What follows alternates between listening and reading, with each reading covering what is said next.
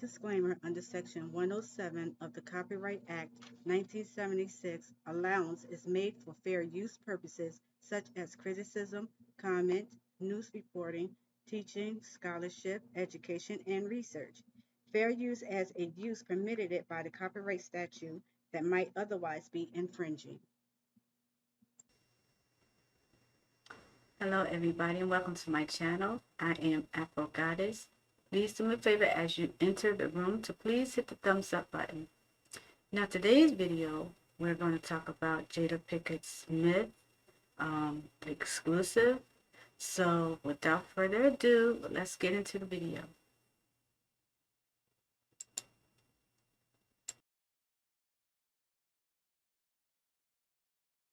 That I had committed.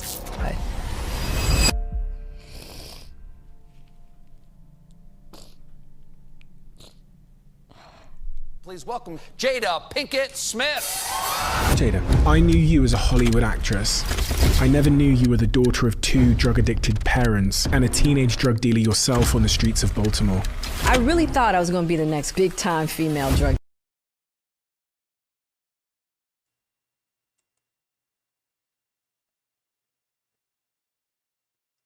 Oh, really? Okay, that's something I didn't know about Jada Pinkett. Okay, so her mom and dad was on drugs and she was a drug dealer herself. Okay, seemed like I learned something early on into this video. Let's continue, shall we?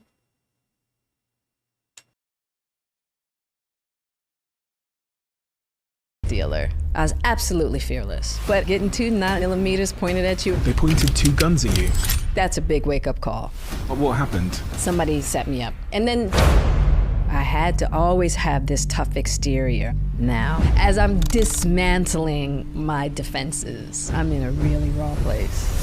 The holy slap. What happened? I knew I was gonna get blamed, but like, it was insane. You say protection is your love language. Did you see that as an act of love? The entanglement conversation. We broke up. And then what did you do, Jada? My mother, my kids, they were like, how could you do this? Do you regret putting that out? Honestly, I've got this wonderful picture that I found. oh, I know that picture. Do you know why this is relevant? I let it go back to when we played as kids, but then Yeah, I lost them back to back. that's the way it is. I just want to start this episode with a message of thanks. A thank you to everybody that tunes in to listen to this podcast. By doing so, you've enabled me to live out my dream, but also for many members of our team to live out their dreams too. It's one of the greatest privileges I could never have dreamed of or imagined in my life, to get to do this, to get to learn from these people, to get to have these conversations, to get to interrogate them from a very selfish perspective, trying to solve problems I have in my life. So I feel like I owe you a huge thank you for being here and for listening to these episodes and for making this platform what it is. Can I ask you a favor? I can't tell you how much you can change the course of this podcast, the course of the guests we're able to invite to the show, and to the course of everything that we do here, just by doing one simple thing. And that simple thing is hitting that subscribe button. Helps this channel more than I could ever explain. The guests on this platform are incredible because so many of you have hit that button. And I know when we think about what we want to do together over the next year on this show, a lot of it is going to be fueled by the amount of you that are subscribed and that tune into this show every week. So thank you. Let's keep doing this. And I can't wait to see what this year brings for this show, for us as a community, and for this platform.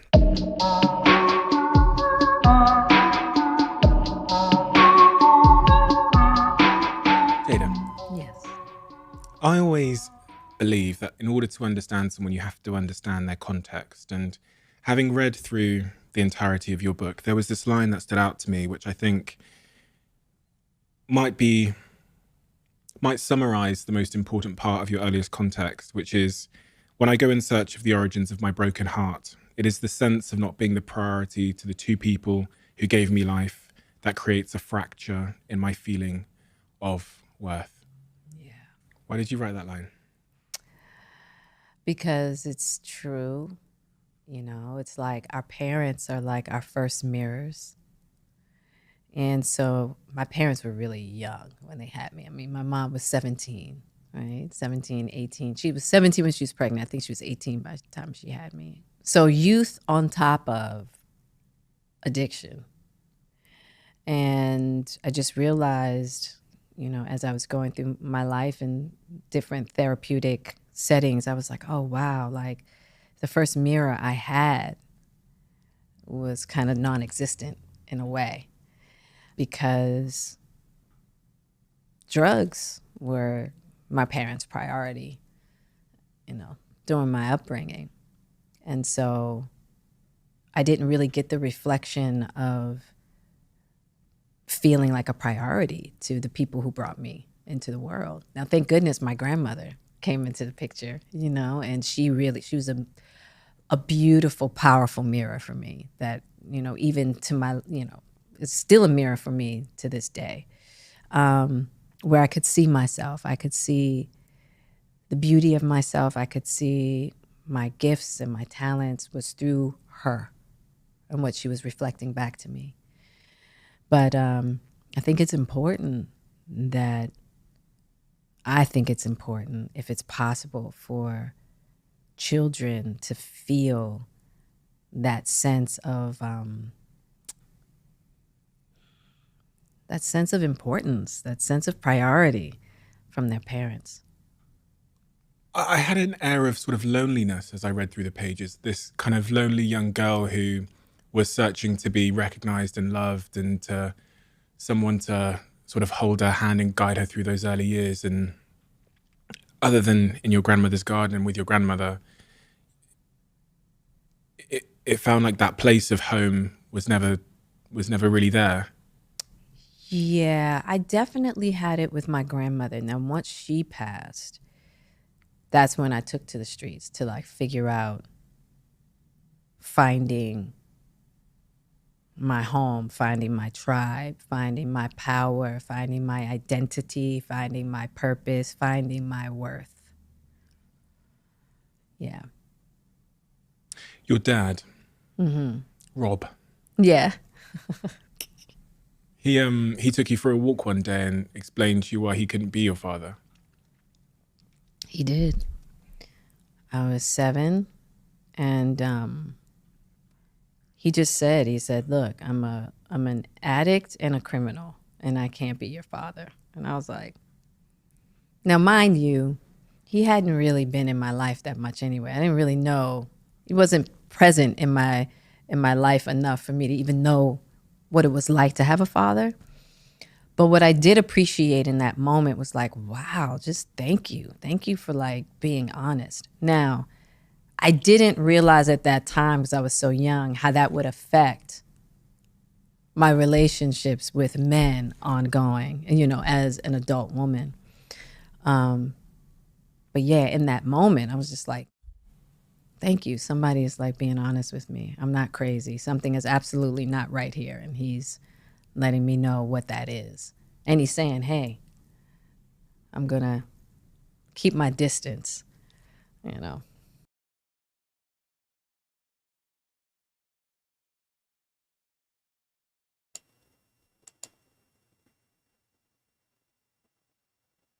Okay, so at 7 years old, you're that conscious to the point you're saying, thank you for telling me you can't be my daddy, right? And by him saying that, you understood it so clearly at 7. Now, I'm not saying there are not, wise children at that age or whatever, but I have not yet seen a 7-year-old who would be okay to the point how she's explaining it, that it's okay that you can't be my daddy. Like, especially when it comes to girls, daddies is their best friend. So for her, Jada, to be that smart and that, willing to, or not even having any feelings or crying for her daddy, whether her dad was there a lot or not, I don't know. To me, that's stretching it, but okay. Back to the video.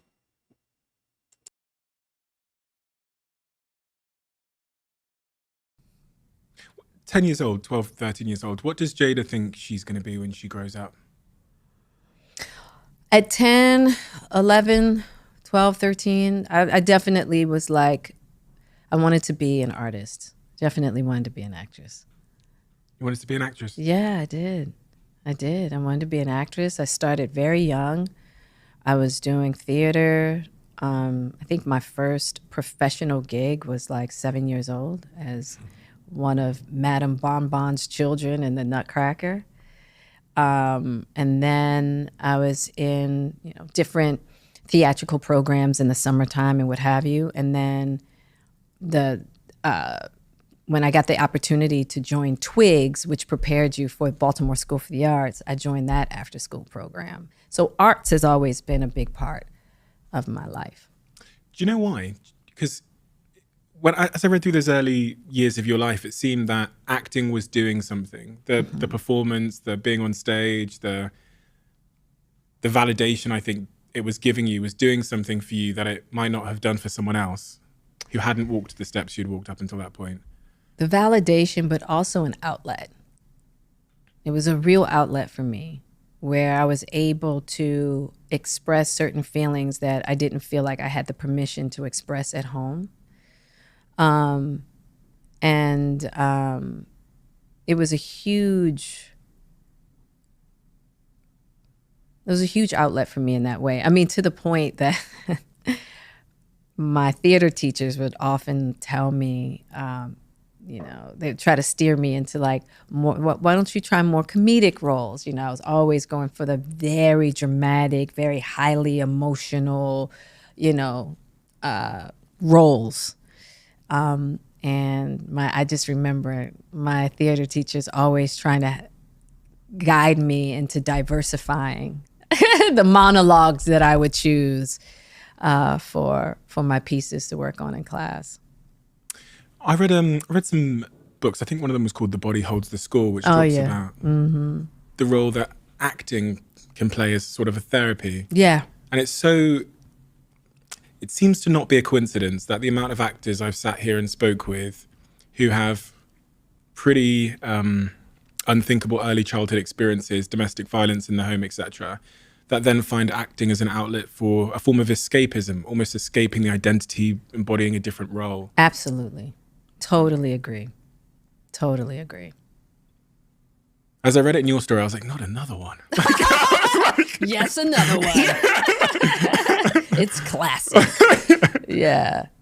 And I reflect on some of the words you wrote in the early part of the book where you're talking about your mother and your father, there being domestic violence in the home at an early age, your mother running out of the house, dropping you on the floor because Rob had punched her. I believe your father had punched her. Yeah. These are stories I guess you've heard after the fact from your mother. Yeah. But I guess you believe those moments leave a mark. Absolutely. I mean, my mother talks about it to this day and will choke up. She'll, cry. It's like, it's, you don't get over things in the sense of like, it's forgotten. You learn to cope with it, you heal in a certain manner, but it still can leave a certain imprint upon you. And even hearing those stories are not easy, even as an adult, because she didn't really give me the details until my kids were daggone near adults before she shared with me the level of violence that she dealt with my dad. Did it help you understand yourself? Did it help you connect dots? I don't know if it helped me understand myself as much as it helped me understand my mother. And then that helped me understand a lot of how her journey has imprinted upon me in a certain manner, So I guess it does. If you, through my mother and her journey, it helped me understand her journey, which has affected me. So yeah, I guess you could say that it helped me understand myself more. I say that because I sat with, Gabor Mate? Gabor Mate? Yeah, I do. Yeah, yes. He's the person that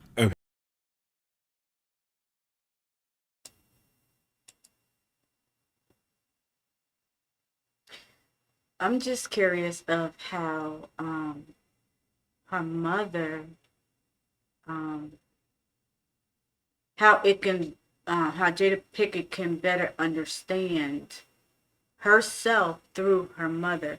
I just wish she would have elaborated on that, because it's like I don't know, it's just bland, without expressing, okay, but how? What did she do to help you understand yourself? Did you go through the same thing your mom went through, which is men hitting on you, beating on you? Have you ever taken any drugs in your life? And stuff like that. Elaborate it just a little bit more, because I want to know. I want to understand, how does that help Jada understand Jada a little bit more? Anyway, back to the story. Back to the video. Back to the My eyes to the fact that even the things that occurred when we are babies, Yeah. we interpret them to mean certain things about ourselves. And he says babies are incredibly selfish. So, for example, if the parents are arguing, the baby will interpret that as a Yes. reflection of them. Mm-hmm. And I think about the early context that I think I read about in your story, but also that appears in mine, and how I interpreted that to mean that I wasn't enough in some way, Yeah. which is a real through line throughout your story. Yeah, for sure. And I think that is probably more subconscious, unconscious than that which the abuse of drugs and how that reflected to me that I wasn't worthy in a certain manner. That why is it that this particular substance has more power over, has more attention, more power, more influence than me? To the point that your father will tell you, I'm relinquishing my parental rights because I'd rather be a criminal and a drug addict than try to get my shit together for you, is the way I interpreted that. And at the same time, it was like, just thank you for being honest instead of sitting up here pretending like you're doing something different. Thank you. Which a lot of people would do. Tony, was he your mother's first partner after Rob? No, he was her first husband. First husband, okay. Yeah, after Rob. And he seemed to be a pretty solid He's a father solid, figure. yeah, he was indeed. This guy comes into your life and plays the role of a father by all accounts. He seems to do a pretty good job and seems to love on you in a way that is sufficient for a child. But then he too vanishes out of your life. Makes an exit. Makes an exit. Yeah, which I understand, as an adult now, looking back and looking at the circumstances, he did the best that he could. He's a man that was trying to get his life together. And my mother was deep in her addiction. Addiction to heroin at that time. And so you can't negotiate with that. It's either you want to get help, or sometimes you have to make clean breaks. I know that now as an adult. And you don't always know how to play the middle, and so I get it. What does that do to you as a young woman who's trying to figure out where safety is? It's devastating.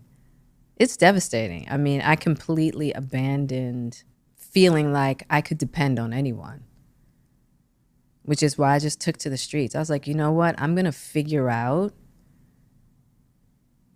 how to make money, gain power, and create a situation where I can protect myself and my mother. And to make sure, just in case she doesn't make it, I'm going to be okay.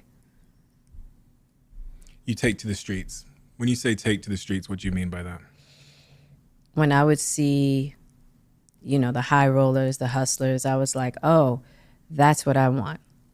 You know, I want to have the Mercedes. I want to have big wads of cash in my pocket. I want to have friends around me that will protect me. And I want to be able to have security and stability created by my own hands. I don't want to depend on anybody. Not only do I not want to depend on anybody, I can't depend on anyone. And so the streets,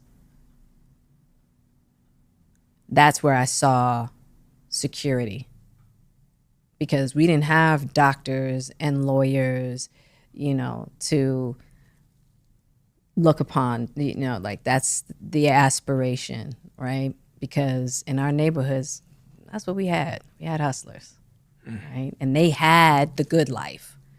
So you could be a hustler or you could be a hustler's girlfriend. I wasn't trying to be the girl.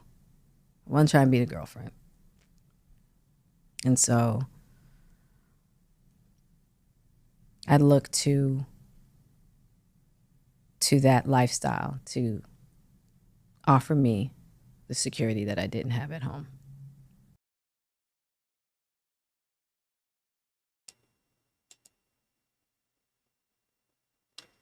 Now, I can kind of relate to what she's saying.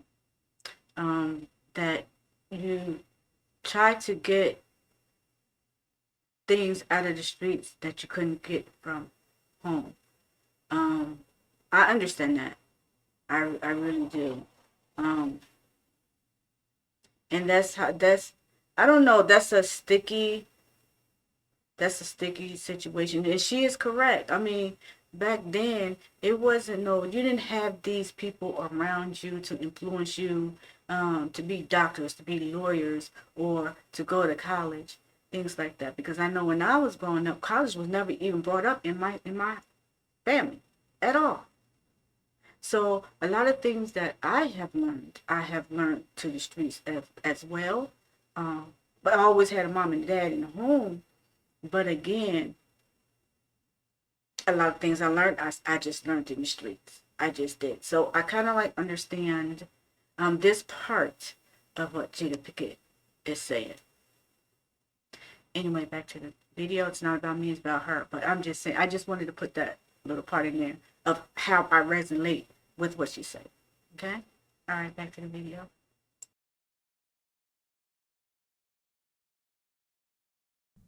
As an opportunity for me to create that security that I didn't have at home. Security, protection, safety. These are all words that appear over and over and over again in your book. I know, right? Yeah. From childhood to adulthood, those are the recurring words. Yep. And you found that security in part through a lifestyle of drug dealing yourself, which again, I said to you before we started recording, Jada, that I knew of you as a Hollywood actress. You know, that's what I knew of you of. I'm not someone that's hugely involved in media or TV or movies, so that's what I thought.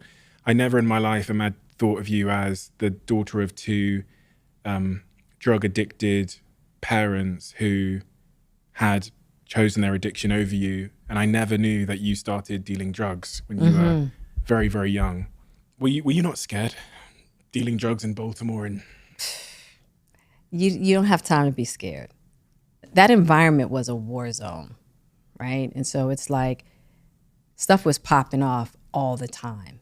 So you just get used to a certain level of violence. You get used to a certain level of just vigilance, because that's what you're given. So you just learn to adapt to that kind of environment. So the levels, what somebody might consider dangerous, for me was just normal. It wasn't like, ooh, I'm going into something crazy here. You know, it's like, well, shit, everything's crazy. So what, right? So I look at it now and I go, what in the world, you know, but I'm living a different reality. In that time, when I was living that reality, that's what life was. And everybody, that's what we were all living. was there moments that were wake-up calls? Hell yeah. when you were dealing drugs? Listen, getting 2 9mm pointed at you at one time, one to your head, that you would think that's a big wake up call. Jada, we don't all know what 9mm is. Oh, guns, it's 2 big guns, When did that happen? I had to be 17 years old, because that was my senior year of high school. And what was the reason that someone pointed 2 guns at your head? I had posted up in the projects in this apartment on the bottom floor, where I would sell drugs out of the window or through the door of that particular apartment. And somebody set me up, to make a long story short. Somebody set me up. And as I was making the exchange through the door that had the chain on it, 2 guys from the side of the door, which I couldn't see because I'm looking through the peephole, 2 guys from the side of the door come around and kick the door in and pull out guns, point them to me, and take all my money, my jewelry, and stash. And I was really lucky to make it out of that alive, for sure, because the person who led that robbery ended up killing 2 drug dealers 2 weeks or a month after. Put them in a trunk, shot the trunk up, and murdered 2 guys. And he ended up doing life for that. But I could tell as he was leaving, it's so interesting when you're in moments like that. I can still see his eyes as he's leaving me, and how he's making a choice in the moment of what he's going to do with me. And by the grace of God, he left me there. Why? Well, and of course, my crazy self, because of the protection that I was under at the time, I called that person. I was like, I just got robbed. He knew exactly. He's like, I know who this is. Don't worry about anything.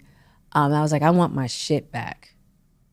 And so we actually, that person whose wing I was under, he made for a meeting for us to meet in that area a couple of days later.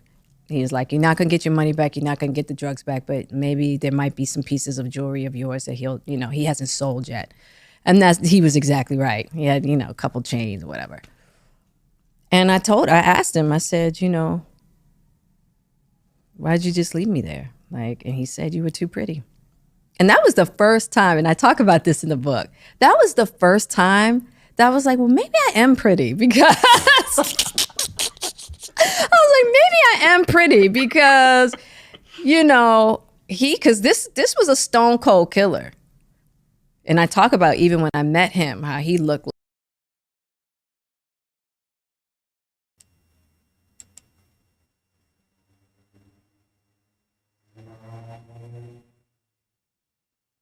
Really? Okay, so here we have, as she stated, this stone hardcore killer. Okay, Debo times 10. All right, he robs her, take her for all her shit. She knows who he is. He's visual, because she didn't state that he had a mask or anything, so I'm just going to take it for how she's explaining it, right? Even if he didn't have on a mask, right, we're still going to pull apart the part about him being this stone cold killer. Now, we all know a stone cold killer is just that. They're not going to leave no witness behind. I don't care what you're talking about. They're not going to leave no witness behind, right? But The reason he left her was because she was pretty.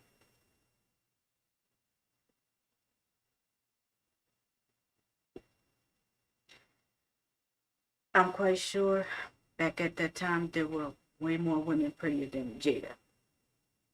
I'm not saying that Jada is not pretty, because she is, right? She's not Miss America though. She's pretty. But I'm quite sure there's women way more pretty than Jada. But the point that I'm making is this. There is no stone hardcore killer is going to leave a witness behind. And not kill that witness all because that witness is pretty. You've got to be kidding me. And I don't believe that. But it's her story, whatever. I don't have to believe it. I don't want to. Anyway, back to the video.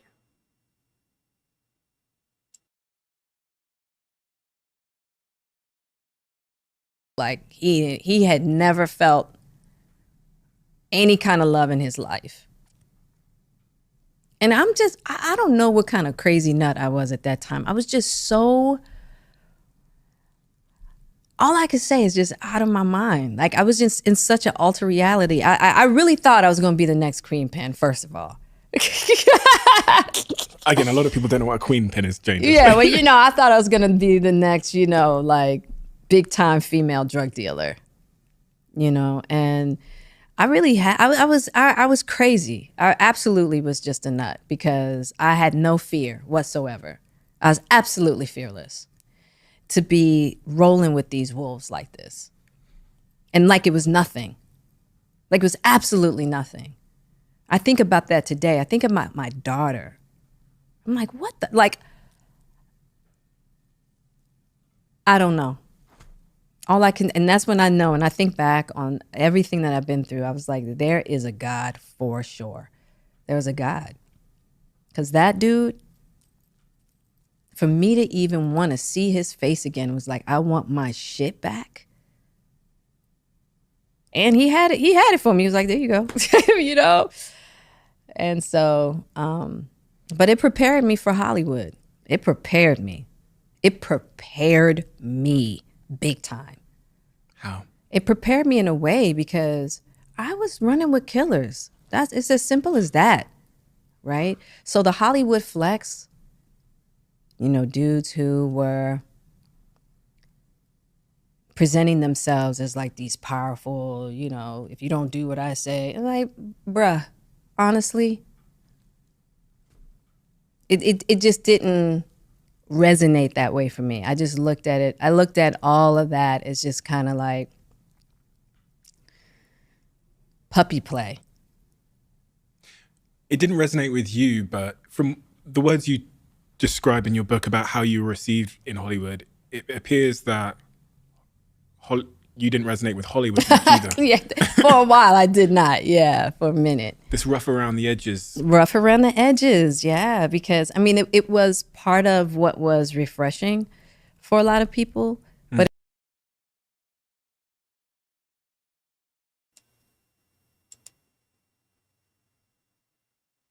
I just want to say this little part really quick, right? Because I'm going to go back to this hardcore killer, okay? Because it's just stuck there, right, for a moment. If you have a hardcore killer who into your home, had you at gunpoint, robbed you for all your shit, and he didn't kill you because he's mesmerized. I'm going to use that word. He's mesmerized by your beauty, right? He has you at gunpoint, and he could have just easily wanted to have sex with you, right? Because he was that mesmerized by your beauty, right? To me, it's just because he would have had the opportunity to do so. So you mean to tell me she was that cute, that beautiful, that he didn't even want to touch her? Really? Now, people could say, well, maybe he's just not a rapist.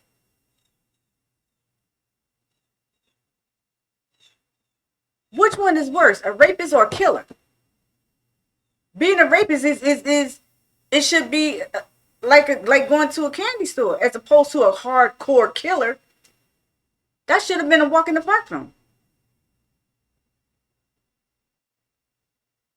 I'm just saying. I don't know. Y'all be the judge, but I said what I said. To me, it just still don't make sense. But okay, it's her story. She's telling her story. But again, I don't have to go with it. But anyway, back to the video.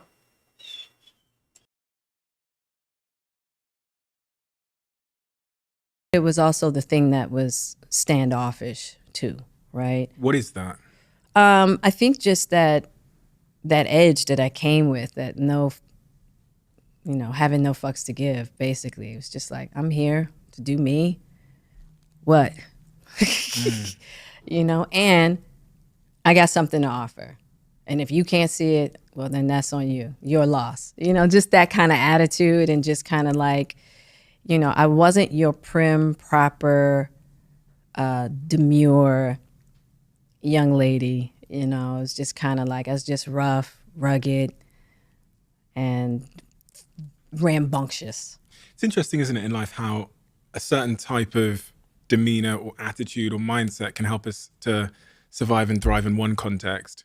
But sometimes we need to figure out how to turn that shit off. Yes. And that's what I had to learn to do. Because you weren't in survival anymore. I wasn't in survival anymore, and I talk about this in the book, how Warren Beatty, bless him, he was probably one of the first people that was just like, hey, you're in Hollywood now, okay?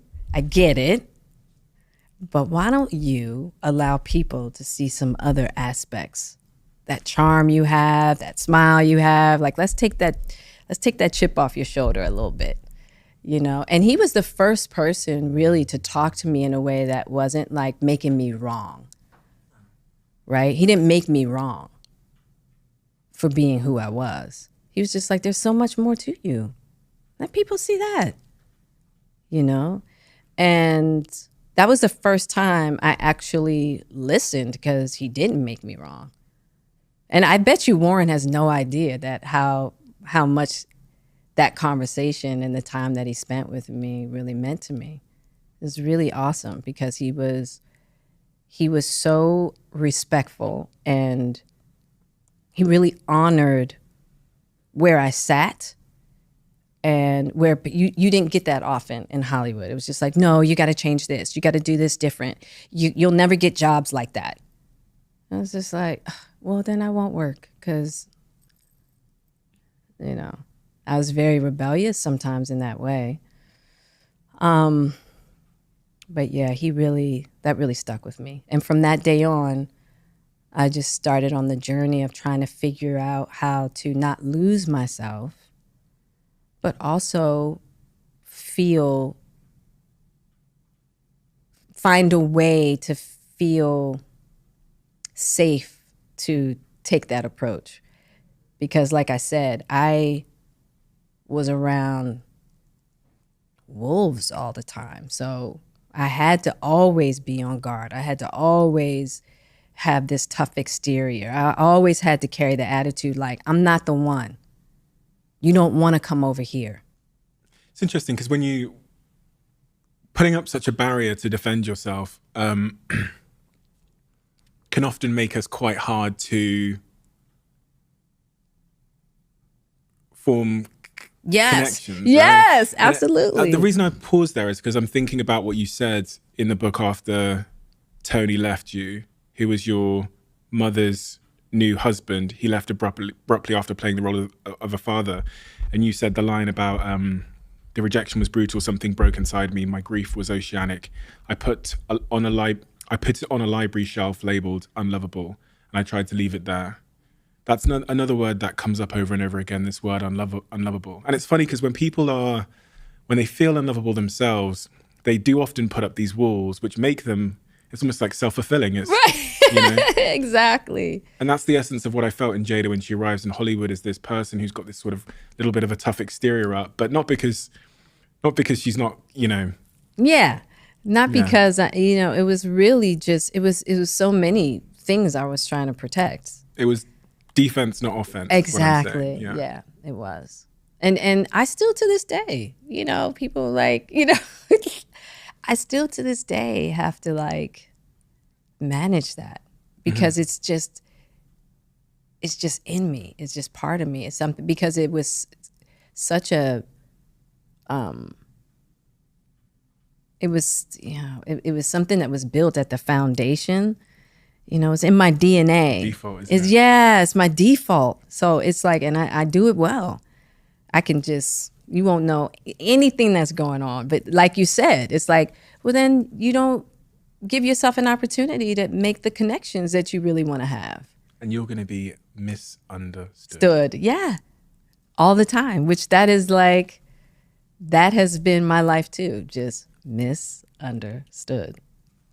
Another thing I learned from reading the book, which is going to shock you that I didn't know, but this shows how little I am tuned into media and Hollywood and all that, is your relationship with Tupac. Oh, yeah. He comes over, introduces himself. Yeah, first day of school, Baltimore School for the Arts. And as soon as I walk in, he's holding court. He's charismatic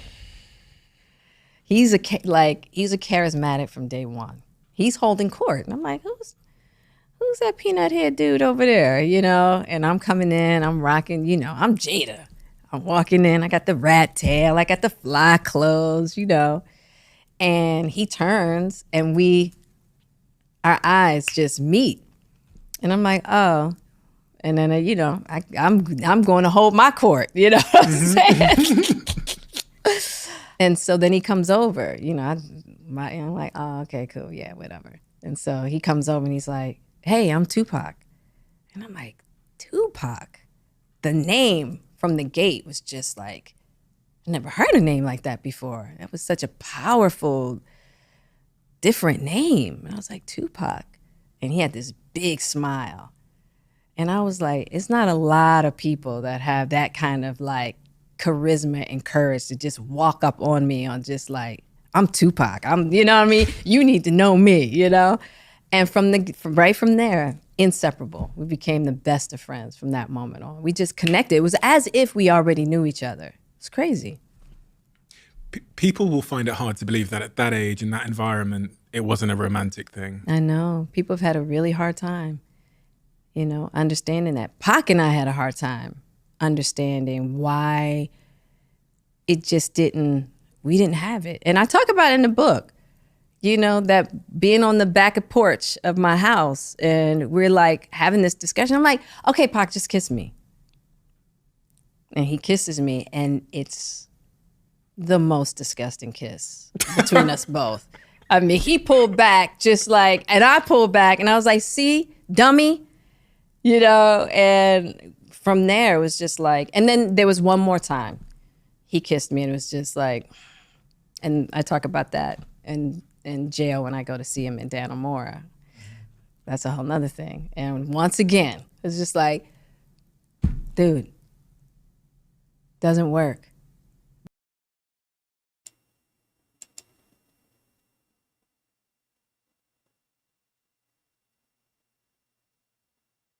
Really?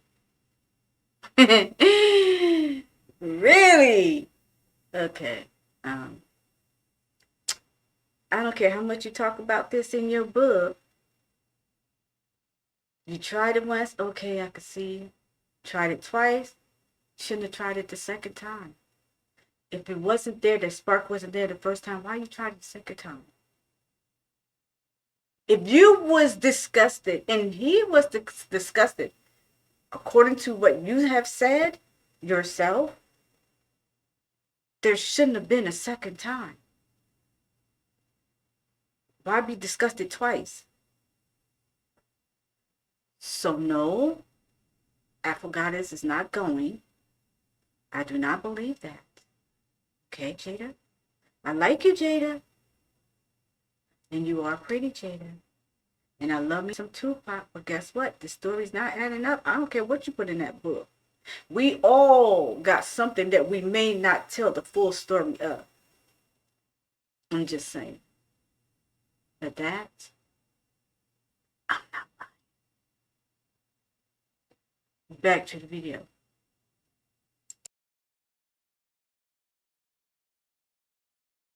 But throughout our relationship, we definitely had this beautiful closeness that was really intimate, but never physically intimate. A lot of emotional intimacy, a lot of intellectual intimacy. We just knew how to reach each other in ways that was very difficult. We knew how to get around each other's walls. And we didn't get offended when we would fall into our defaults of defense, which could be pretty fierce between the two of us. He was quite a powerhouse, and so was I. We could be very challenging when we got riled up. So arguments, we were very passionate. But because we were one and the same in that way, we kind of understood that language. It's like, oh, this joke is, you know what I mean? So we didn't get offended a lot until one particular time, which comes later in the book. Yeah, when you come from the same place, or you know the origin stories, you don't have that misunderstood thing Yeah. you talk about, because you understand. I just understood him. I just understood him. And he understood me. He really got me. And he really knew how to pull my coattails in ways that a lot of people didn't. And same for me with him. I just knew how to reach him in ways that, and that had everything to, and I think because we didn't have that kind of, I think sometimes physical intimacy can really get in the way, you know? And I think that God just made it that way, in which God was like, no, I need you to be.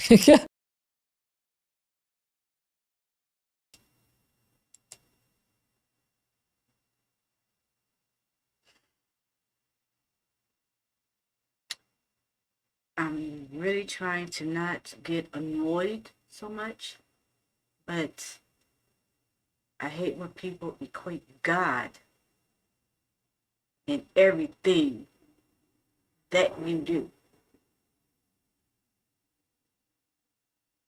It's because of God this, it's because of God that, it's because of God this, it's because of God that, it's because of God this, it's because of God. Really? Really? Can you celebrities tell the truth for once in your life? See, because we all know how this goes. We all know that you have people to talk with you, be in your ear, tell you what to say, what not to say, when to say it, when not to say it. No, just leave that part out. They don't even know that. Just leave it. Leave that. We know how this works. You celebrities, you rich people, and I'm not saying poor people don't like us, they do. But y'all know what I'm talking about, right? So we're not gonna wordplay. We're not gonna wordplay. Y'all are taught and trained to not say certain things that would incriminate you, right? Poor people don't give a fuck. They ain't got nothing to lose. Who pays attention to poor people? But y'all that's in the spotlight, it's different. Correct? Again, Afro Goddess is not going. Jada, not going. Back to the video.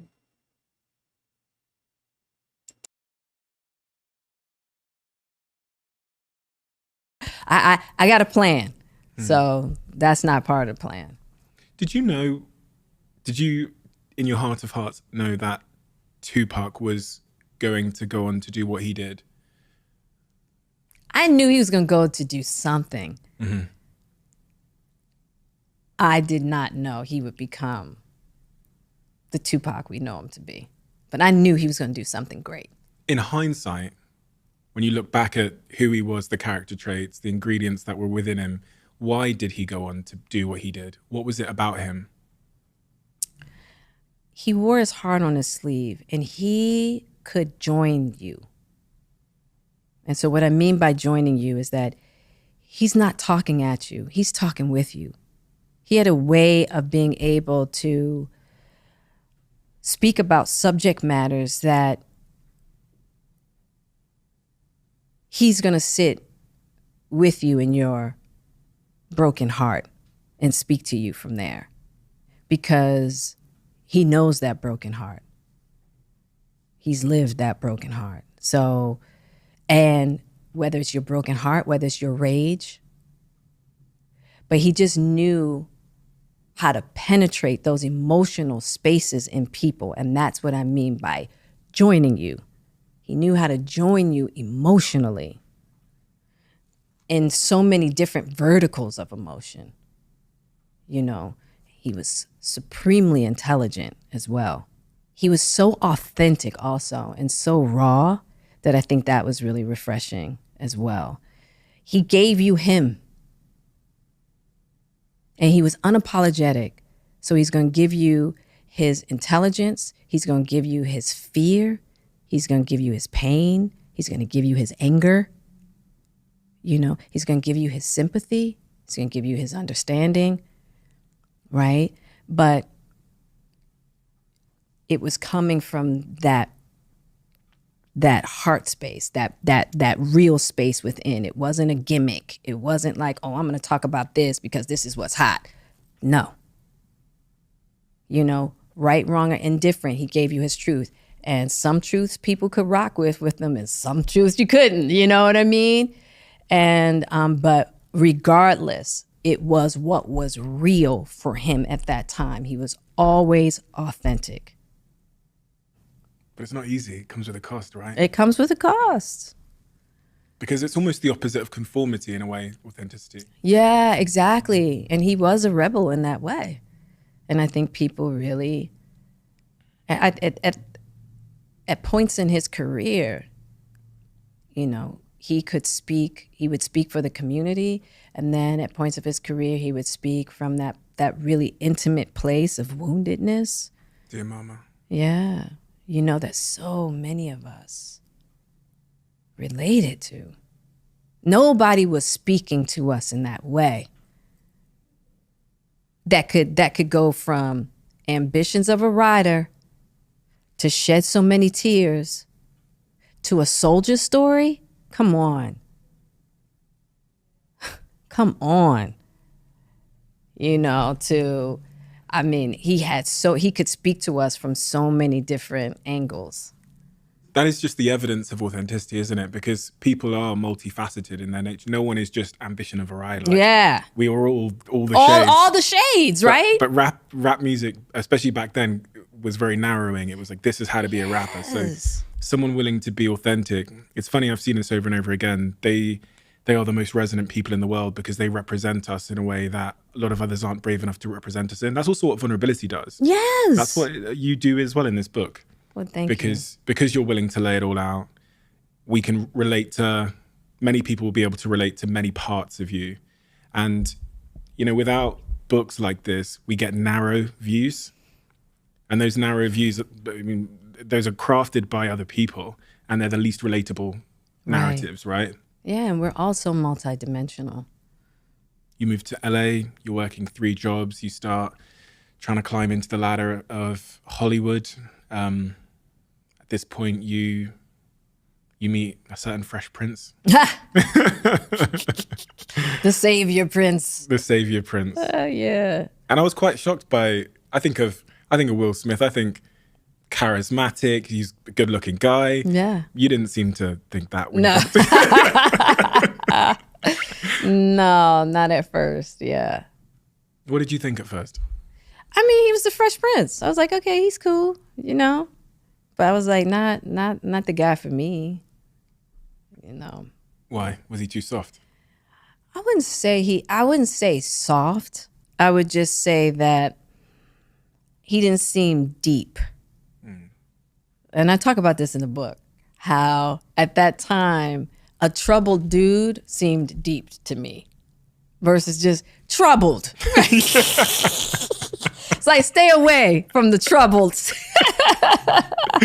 Right? And so he wasn't troubled. It didn't seem to be, right? And so I was like, that's not deep. Like, he just seems like, it just didn't draw me in that way.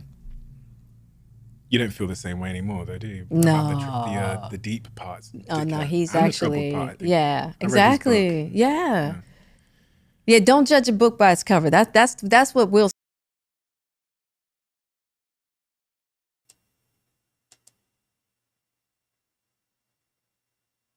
This deep kind of way of dudes, from my understanding of what she's saying, when I see dudes that are deep, they are troubled. But not only are they troubled, they're also dangerous.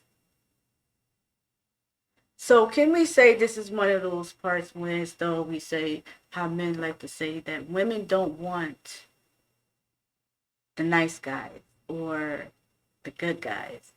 They want the guys that are bad boys and, that's just plain rugged and just do all kinds of, stuff, talk reckless and always in shit and things like that. Those are the kind of guys that I see that Jada likes. To me, I really don't see too much wrong with it. The only problem that I see with it is just like I just stated. A deep man, a man that's that deep, is a dangerous man. That I have a problem with. That's just me, though. Back to the video.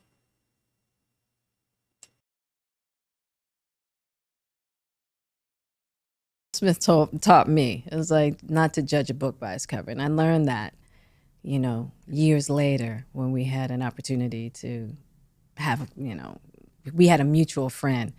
And so we were able to share some time at Jerry's Deli over a meal. And I got to see a totally different side of him. Dwayne Martin. Yeah. Yeah. You went to that jacket potato place. Yeah, the baked potato. Mm-hmm. Yeah. Mm-hmm. What was it about? What did you see in Will that night? I found it really interesting because one of the things that you described seeing in him was someone who was quite adamant in taking over the world. Yeah. He was so ambitious, and in such a beautiful way. He had big dreams. And he was so joyful. He was really joyful, but grounded. And that was the part that I missed. He was grounded. It was like he'd been through some things and he was really intelligent. So he's what you call, he could go from the hood to the White House and everywhere in between, right? And I always find people like that fascinating, that have a wide range within them, places that they can go. You drop Will anywhere and he's gonna figure it out and fit in.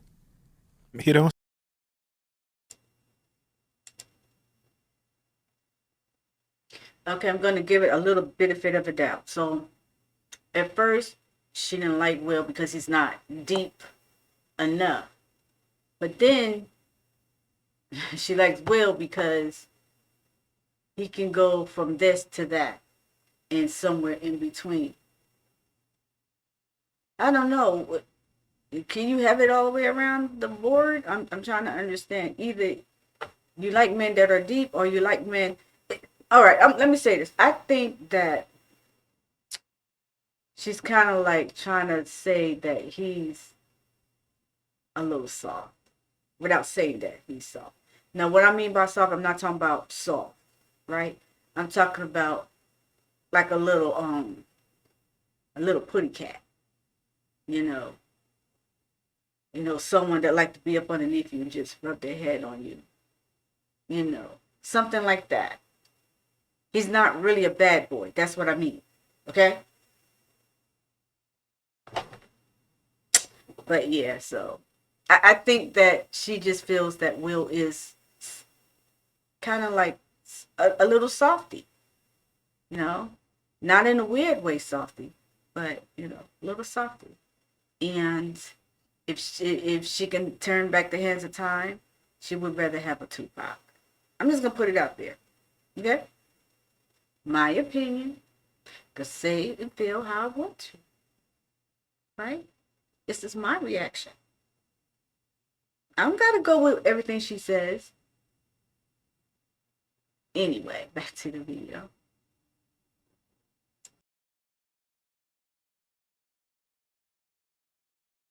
You to be his on-screen girlfriend, hadn't he? Okay, yeah. So I auditioned for Fresh Prince. I think it was the second year to play one of his girlfriends, and they were like, "You're too short."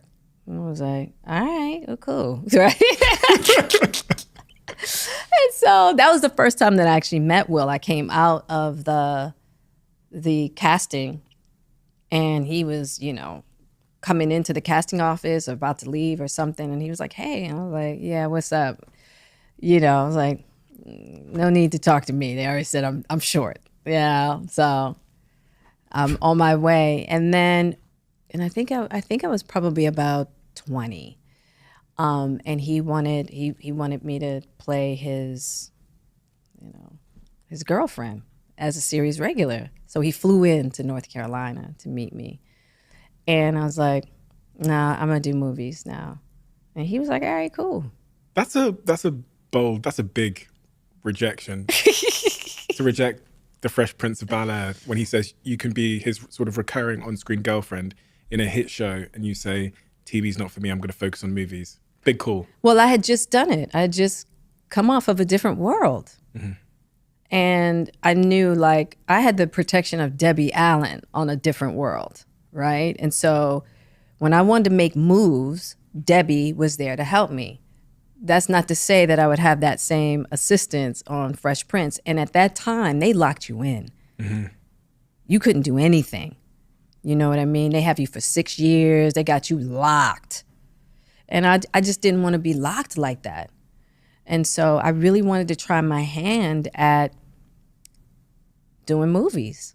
And then Dwayne Martin, when I turned Will down, Dwayne Martin got on me because he felt the same way you did. It was just like, it's financial security. How could you let something like this go? And, who's to say when your next starring role is going to come in and blah, blah, blah, blah, blah. And I was like, but I'm so glad that I didn't take that role, because I tell you what, if I had taken that role, Will and I would not have been married, and I wouldn't have had Jaden and Willow and been Trey's bonus mom. My life would have been totally different.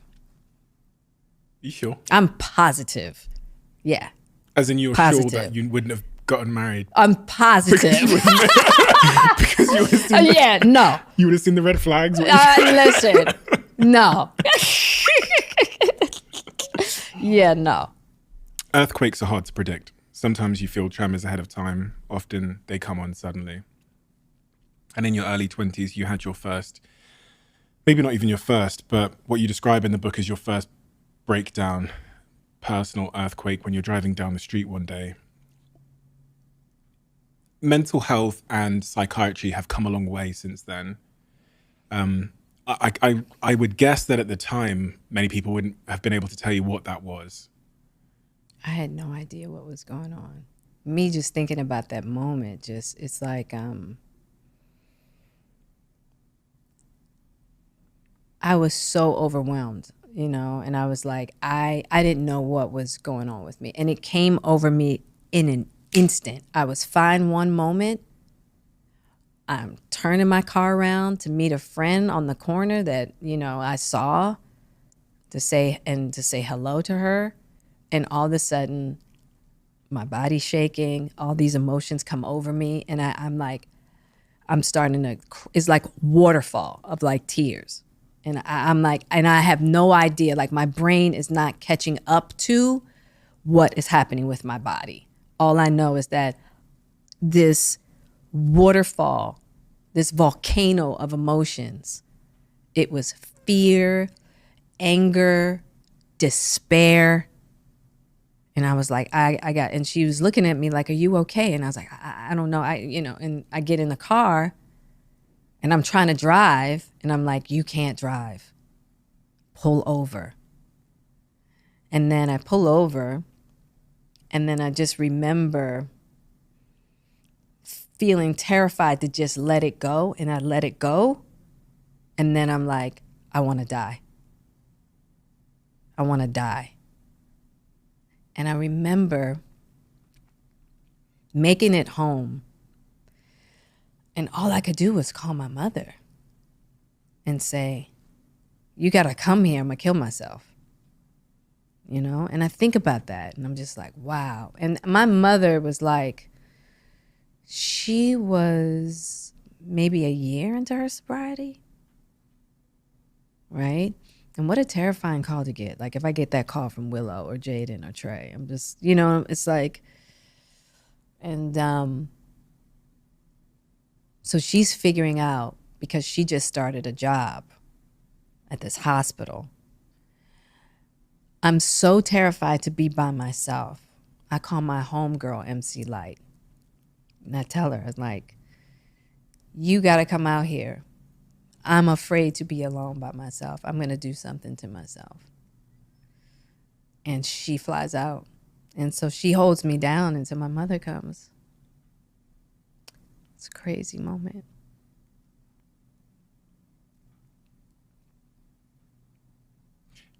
Have you figured out what your body was telling you? I think my body was telling me that, I think my mind was telling me, hey, we have some things we got to pay attention to up here. Enough with, let's keep it moving. I'm going to make it so you're not going to just be able to keep it moving anymore. You have some things that you got to pay attention to, some things that need to be addressed. And at the time, like you were just talking about, nobody was talking about mental health at all. And specifically, mental health was considered like a white people thing. Black people don't have mental health issues, right? And so suicide for sure was a white people thing. So I was real confused. I felt like something has gone really, really, really wrong here. Because nobody else like me feels like this. Nobody knows what's going on. And maybe I'm losing my mind. I'm actually going crazy. So it was a scary time. When I read about that, it sounded to me like you'd been playing defense for just a little bit too long. Yeah, for sure. For sure. And that's, I guess, one of the costs of the toughness, right? They're like, as you say, we'll just keep it moving. We'll just keep it moving. Nobody's immune, are they? No, it's going to catch you. You can deal with it or it will deal with you. Those are your two choices.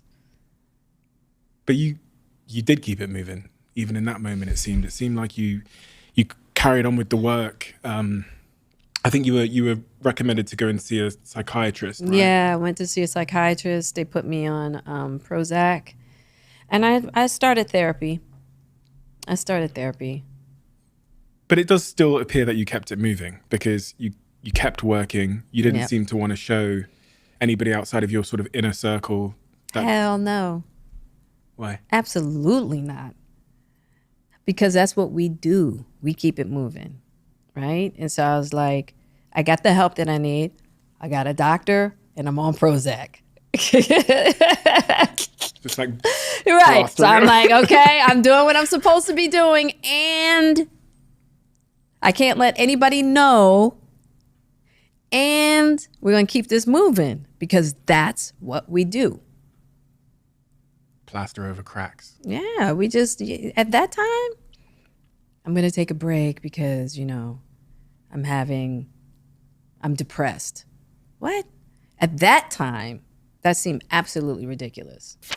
Quick one, I discovered a product which has changed my life called 8 Sleep. This product, 8 Sleep, which are a sponsor of this podcast, has been a revelation in my life because the 8 Sleep pod cover, which is basically a fitted sheet that goes over your mattress, controls the temperature of your bed throughout the night, and it follows nature's natural rhythm. It starts cool, gets colder while you go into different phases of sleep, and then heats up slightly as you wake up in the morning, which is effectively guiding you to have a deeper, more restorative sleep. I genuinely think of all the things that we would include in health and fitness, I think sleep now is the most important factor, the thing that I'm thinking about most often every single day. When I wake up in the morning, the first thing I do is I check my sleep, and I use that information to determine how to proceed in that day, how hard to work out, how many meetings to have, what I need to cancel, what time I need to get to bed. So to celebrate them being a new podcast sponsor, I always want to get a discount for you guys, and I've got one. Go to 8sleep.com, which is EIGHT sleep.com/Stephen. And if you do that, you'll save $150 on the pod cover that I have on my bed, the one I'm talking about. Grab your pod cover,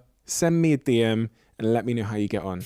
Let's talk about Zoe, who you may know because they're a sponsor of this podcast and I'm an investor in the company. You guys know health is my number one priority. Zoe's growth story has been absolutely incredible so far. They're doing science at a scale that I've never seen before. Because of their members and recent breakthroughs in research, they can now continue to offer the most scientifically advanced gut health test on the market. Previously, the test allowed them to analyze 30 bacteria types in your gut, but now, thanks to new science, they've identified 100 bacteria types. This is a huge step forward, and there's nothing else that's available, even close to it, on the market at all. So to find out more and to get started on your Zoe journey, visit zoe.com/Stephen. You can use my exclusive code CEO10 for 10% off. Don't tell anybody about that, okay? Just for you guys. Do you go back to Baltimore? I did. I went back to Baltimore, and because I was going to continue working, but not live in LA anymore. Mm-hmm. And so I bought a farmhouse. I bought a little farmhouse on, I want to say it was about 6 acres, maybe 6 or 9 acres, if I remember correctly. Oh. And it was, I was going to build a life there for myself in a little quiet corner. And, you know, I was like, all right, if I need to audition, I'll either go to New York or I can just fly back and forth from LA. I heard Will was trying to hit you up at this point in your life. Yeah, he hit me up. Cherie had just sent him divorce papers. And he decides to call me. And of course, me not knowing anything about marriage, thinking that marriage, you know, breakup of a marriage is like breaking up with a boyfriend. He's like, you know, where are you? And I'm like, I'm in Baltimore, you know, renovating my house. And he's like, are you seeing anybody? And I'm like, no. He's like, good. You seeing me now. And I was like, what? Once again, that kind of bold, you know, approach. I was just like, oh, clutched my pearls a little bit. So he was like, you know, call me when you get back to LA. So when I got back to LA, I called him and we went out on our first date. In and around that time, Pac had been sentenced to Rikers, right? He'd been sent to jail for... He'd been sent to... At that point in time, he was at Rikers, but then he was on his way to Dannemora. Which is a horrific place where they send terrorists. Yeah. Usually. Yeah.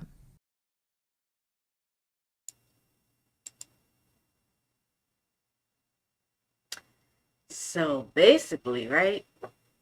She liked him. She liked him all along. She was just playing hard to get. I understand, Jada. I understand. But you liked him, though. Because there's no way in the world, if I don't like somebody, I'm not going to call you and you're going to tell me, okay, you seeing me now. What? No, I'm not. As a matter of fact, don't call me no more. As a matter of fact, I'm not even going to call you because you're weird. You know, like that kind of attitude. But she was like, clutch my pearls. Okay. Y'all celebrities is out of control. y'all could just do whatever and just get away with it. Had that been like a regular person or whatever, we would be called all kinds of whores and all kinds of stuff. But y'all just free to just do whatever, and it's okay. But all right. But you was just playing hard to get, and you liked them all along. Anyway, back to the video.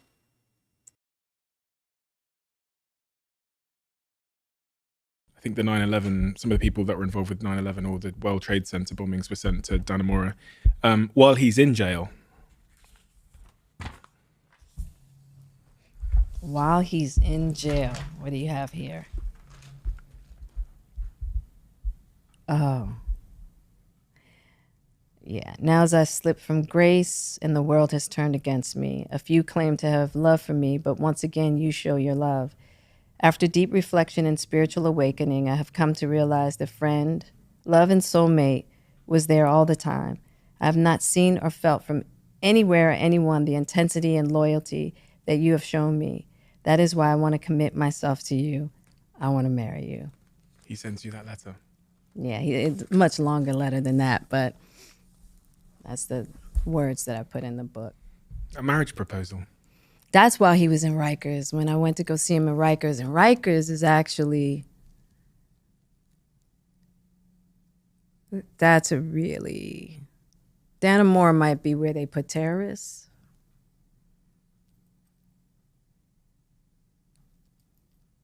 Rikers is like, I remember going to see him there, and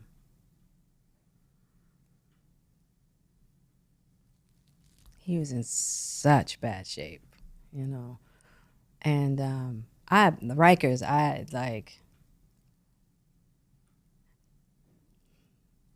yeah, Rikers was bad.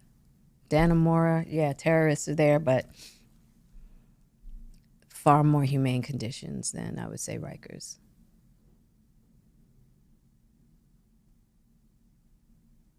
It feels like the emotion is still right on the surface with you.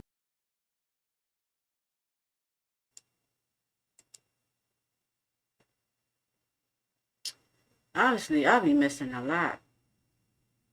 Will was in Rikers Island. You was in Rikers?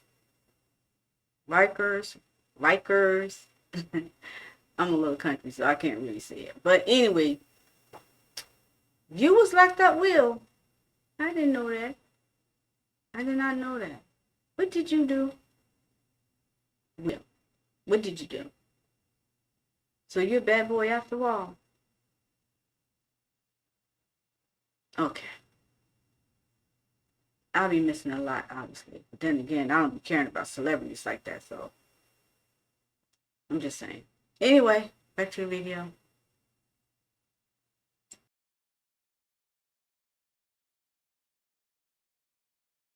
When you think back to these moments in your life. Oh, yeah. It feels like I just came back from seeing Pac at Rikers, and I had to leave him there. It's just like yesterday. But I'm also in a very raw place in my life right now as I'm thawing out, as I'm dismantling my defenses. You know, I call it the thaw out. So I'm in a really raw place.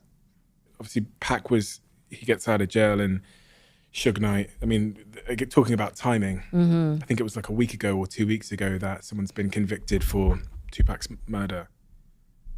A lot of emotions. Yeah. How did you feel when you heard about the conviction, or that an arrest had been made? I was like, I was glad that an arrest had been made. This was someone who we had known had been in the car. He had done some street interviews about it, you know. And I was just hoping, I was like, well, I hope they're bringing him in because we're going to get some other questions answered. So, you know, my hope is that we'll get more questions answered. In the book, you question, but then you confirm that pack, Tupac knew how you felt about him when he passed away because you and him hadn't been speaking. No. And I think there's a really important lesson in this for all of us. Yeah. Yeah, we had a huge fight. Huge. It was one of the biggest fights we had ever had. And it was about how he had been living, you know. And I really, at that time, you know, really had to let him know my position, that I just felt like, you know, where he was sitting with everything was just,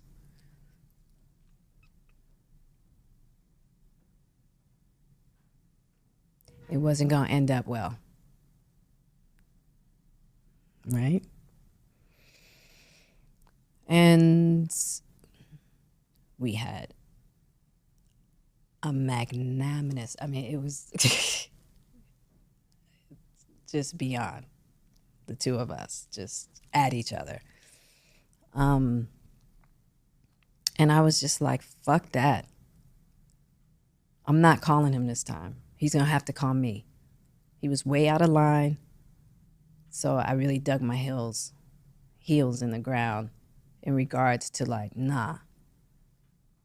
You know, I let my pride, I let my ego come in.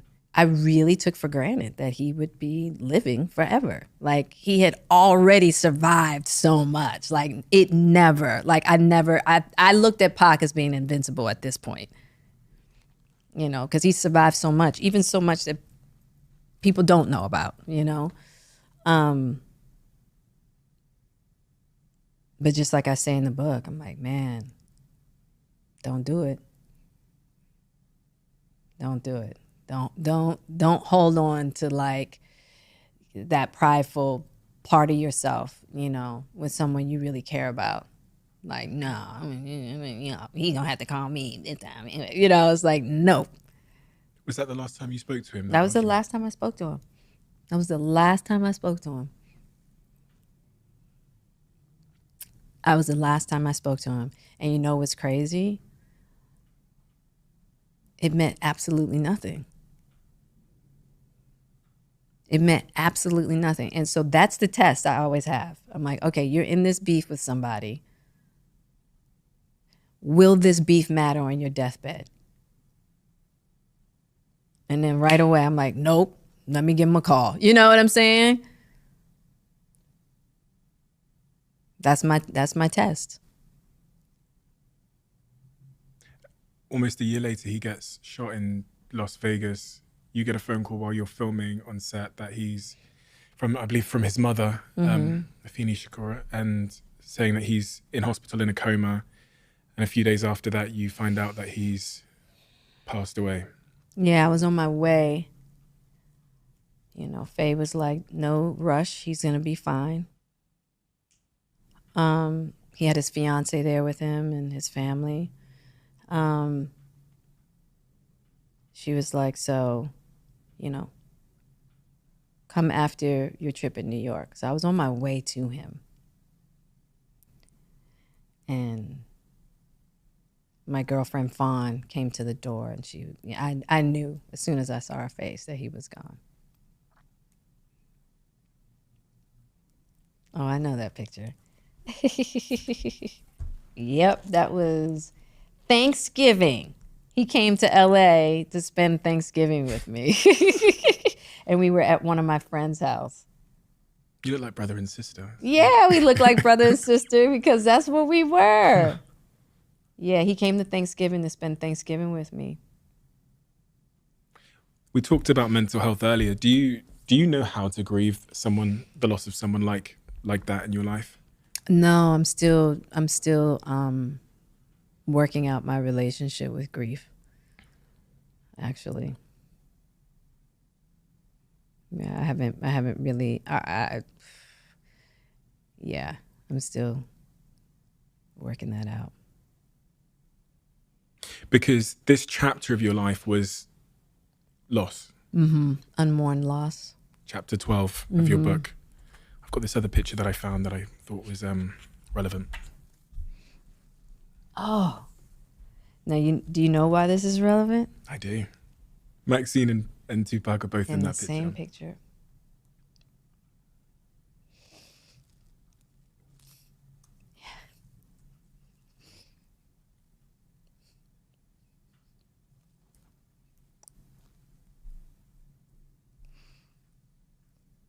Do you have a tissue? Thanks.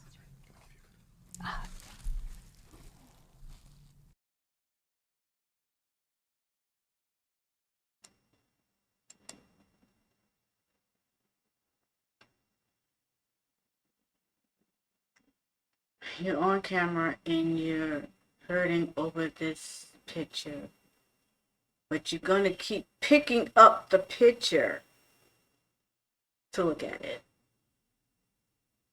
Now, I understand when you feel a certain way when you lose someone that you love, whatever the case may be. Now, I myself don't like to see people cry because I am a crybaby. I'm letting y'all know right now I'm a crybaby. So it is taking just a little bit out of me to not cry, right? Because then I start getting in my own head with things. But it's just weird to keep reflecting or just keep picking up this certain thing, looking at it when it has you in an emotional state of mind right now. To me, on the outside looking in, it looks fake to me. Not to say that it is, I'm not saying that it is fake. It just comes off like that, It's what we have to put it on thick, right? You got to put it on thick. You got to make it believable. You got to understand she's an actress. First and foremost, she's an actress. So this is very easy for her to cry. It's very easy. It's nothing. That's why I say it looks fake. There's no way where I'm going to keep picking up a picture and looking at it, and I'm sitting here crying my heart out. But I'm going to keep looking at it. No, I forgot it's not doing that.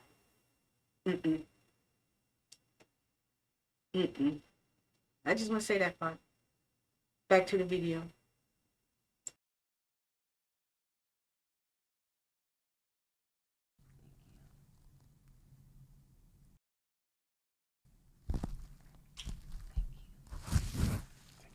You give nice hugs.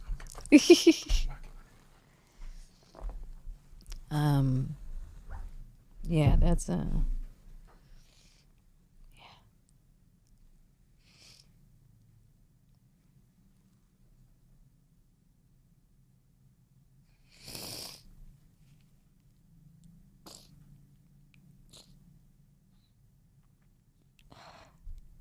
Sorry.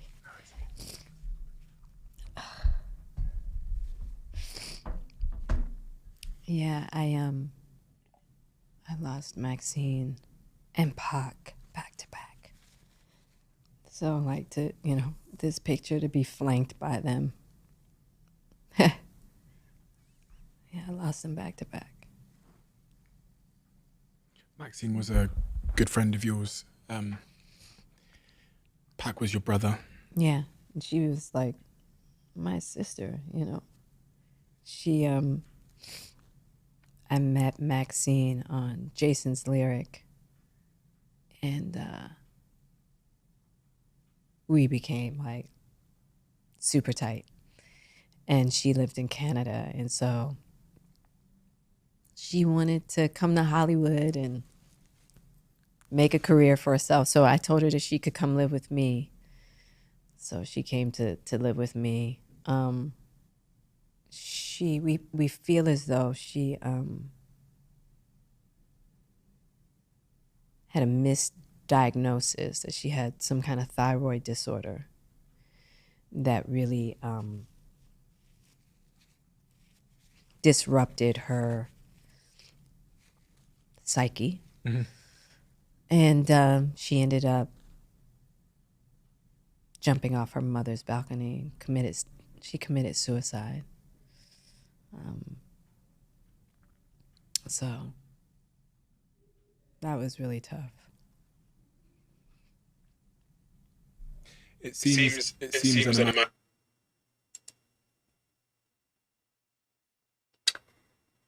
Now that's sad. That a friend committed suicide. That's sad to hear. It really is.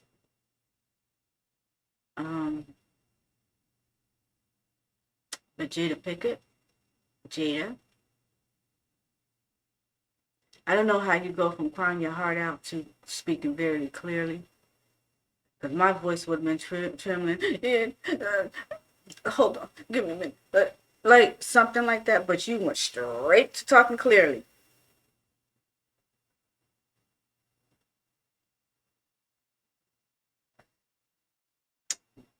Back to the video.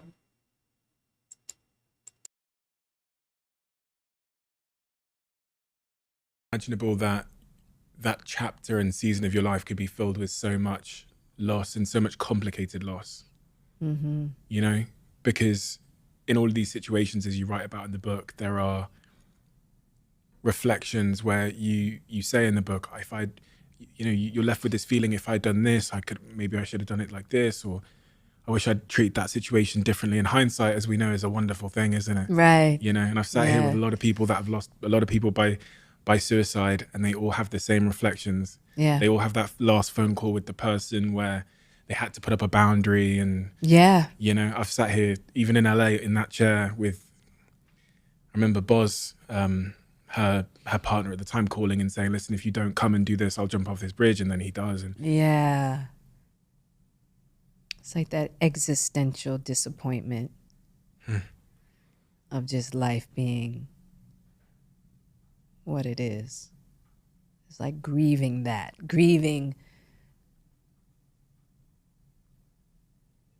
It's like she went from this like happy person to like having this condition that just, right? And so sometimes I just go, this is when I just have to like reconcile with God. It's like, wow, God, like you really be doing some stuff. Like, you know what I mean? And it's like, and sometimes I get in grief around what life is. And then I have to make peace with it. Feels, if you're thinking about your story, it feels confusing that God could seemingly hand someone so much, you know, wonderful career, wonderful family, all of those things, but at the same time, and maybe there's a relationship between the two, because had you not come from where you came from, maybe you wouldn't have had all the wonderful things that you have, but also had you not come from where you came from, maybe you wouldn't have experienced all the loss that you've experienced. So maybe there's a relationship between the two, because I've not experienced that loss, but I don't come from where you come from. So I didn't lose friends growing up. Right. I didn't lose friends in my 20s either. Right. Having all the different experiences that I've had, as painful as some of them are, it gives me the opportunity to join people in a certain manner. You know, and in really powerful places. You know, like I have a beautiful friendship with Lauren London, and she is the widow of Nipsey Hussle. And because of the loss that I went through with Pac,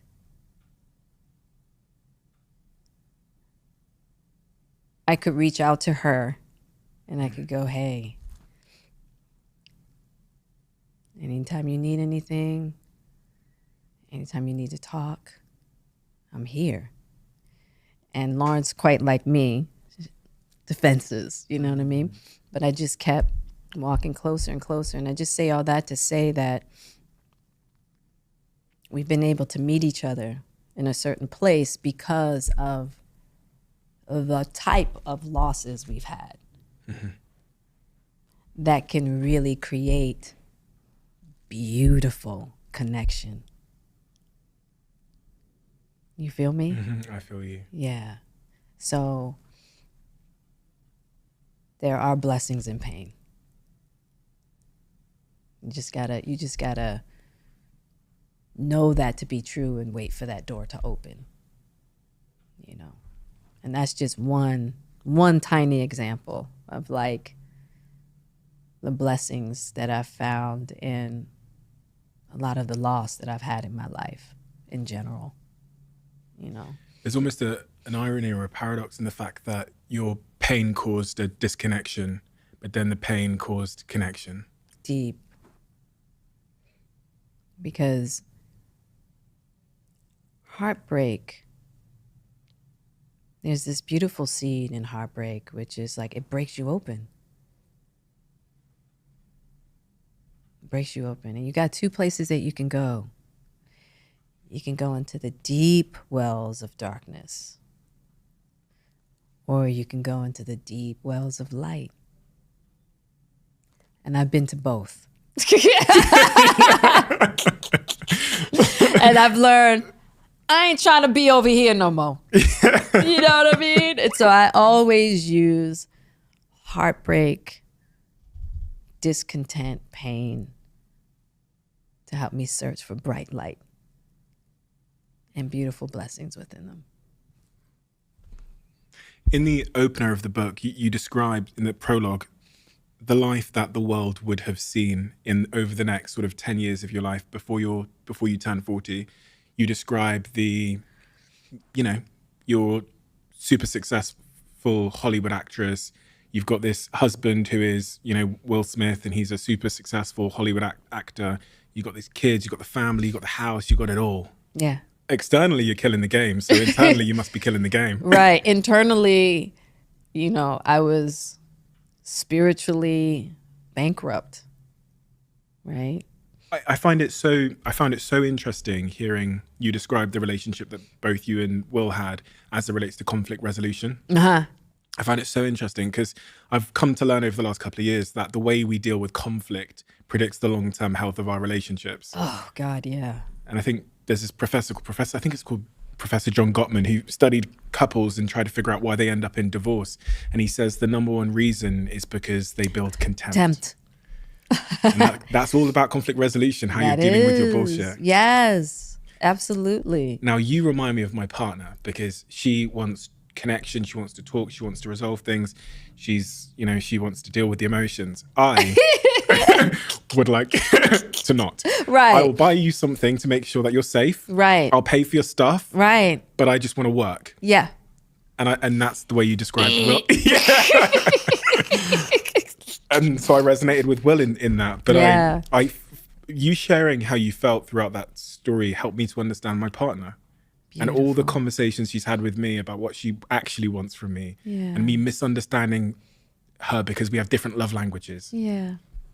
And your love language starts when you're a kid, right? Yeah, for sure. And Will's does too. Absolutely. What was that conflict of your love languages? Will's, was very much like yours. It's like, I want to work. I'm going to work hard so that you can have everything in the world that you'd ever want. You're not going to need for anything. Right? And my love language was like, but I just want you to be here with me. I don't need all of that stuff. I want to look in your eyes and, feel your love and feel your protection here with me. And, it's like that connection. I wanted to feel like I wanted to make a masterpiece out of our connection, and he wanted to make a masterpiece out of, the life itself. Right? And neither is wrong.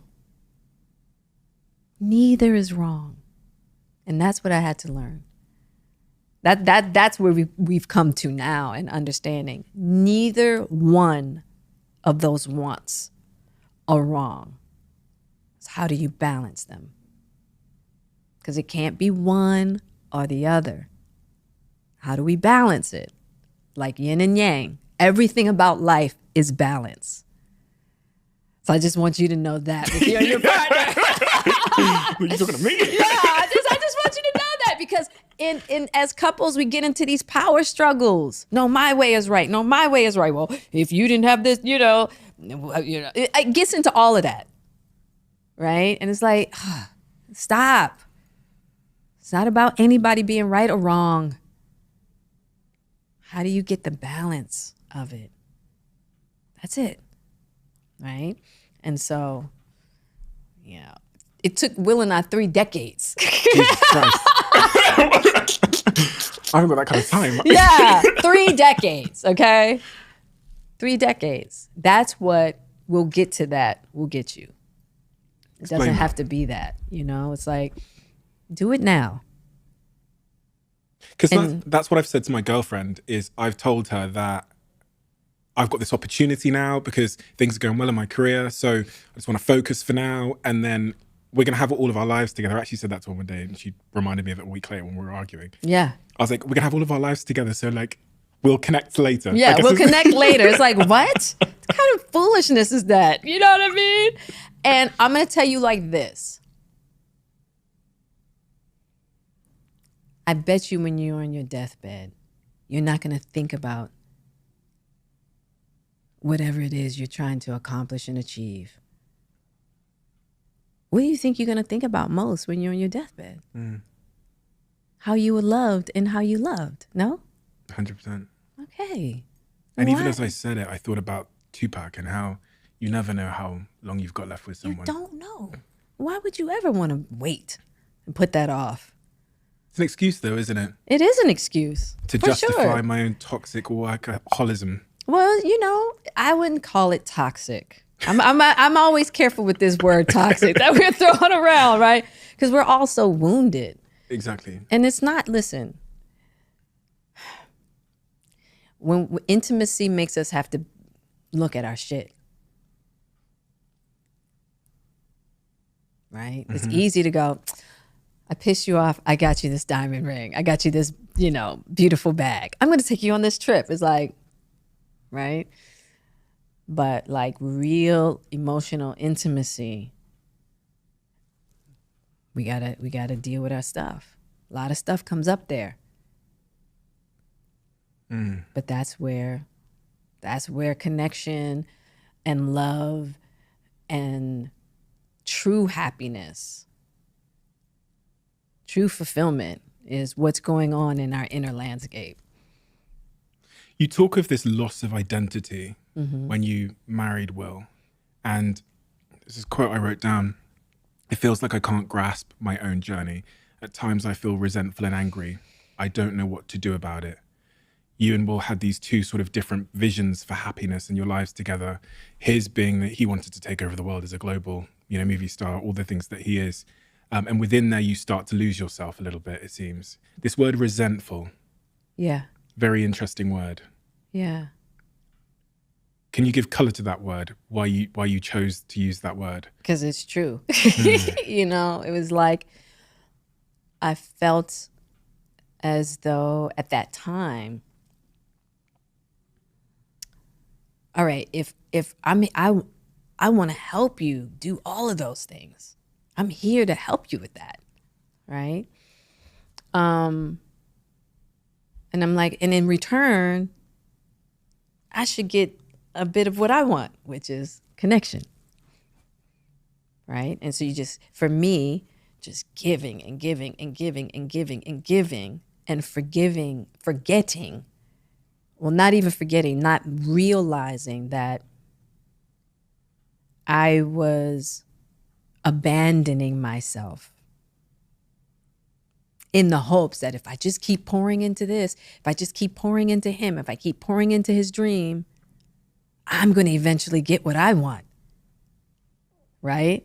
And that's a false idea in so many ways, right? And so many of us do that. If Will looked back and was trying to give me whatever the hell it was I was asking for, he wouldn't have been able to accomplish it anyway. Because if I'm not connected to myself, if I don't have a good relationship with me, there's nothing he can do. So I was going to be asked out anyway. You know what I'm saying? So it's like, that's part of the journey. There's no right or wrong. Everybody's always trying to find the good guy or bad guy in people's stories. There's no good guys or bad guys. We're all wounded trying to figure this shit out. You know? And so it took me a long time to realize it is not his responsibility to make you happy. He can't. It's impossible. But it took me forever. Hard-headed, stubborn, you know, because that romantic idea. And that's why I talk about checking the boxes. It's like, I did everything I was supposed to do. You get to have your dream. How come I'm not having mine? And that's because Will was doing what he wanted to do. He was making himself happy. He was making himself happy. And he says that to you, doesn't he? He says, when you separate, he says he wants you to go and... He's like, go. Go make yourself happy? Go make yourself happy. And how did you receive that? Not well.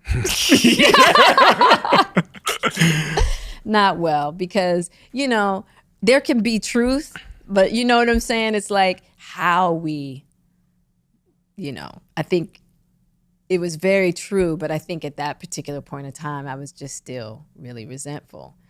I'm just like, you know, oh, so I helped you get your happiness. And now you just going, you know, throw me to the curb and, you know, I got to do it all on my own now, you know. But that's the truth. I had to do it on my own.